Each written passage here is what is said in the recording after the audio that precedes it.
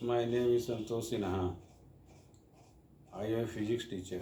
Today my topic is capacitors connected in series. So here let us consider three capacitors C1, C2 and C3. So this is a diagram. So there are three capacitors C1, C2, C3. Here positive and negative charge are in a capacitor that is found. So negative plate is connected to the positive plate. Again second that is equal to negative plate that is connected to the positive plate and so on. So this is the battery that is connected with the positive terminals of the charge and that is the negative terminals of this here. So this is the definition. So when the negative plate of one capacitor is connected to the positive plate of the second capacitor and the negative plate of the second capacitor to the connected to the positive of the third and so on. This type of combination is known as series combination.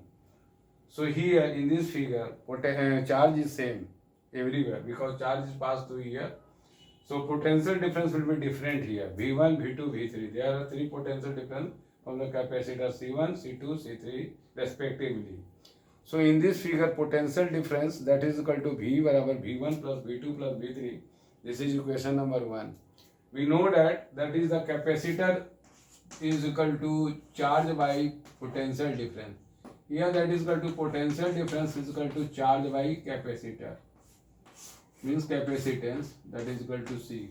So in this equation, V1 is equal to Q by C1, V2 is equal to Q by C2 and V3 is equal to Q by C3 and potential difference equivalent that is given by charge divided by capacitor, that is capacitance.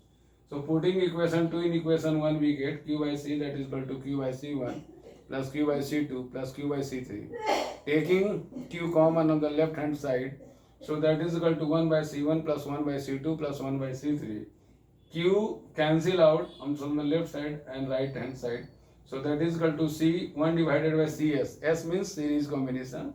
So the reciprocal of the capacitance that is equal to 1 by C1 plus 1 by C2 plus 1 by C3.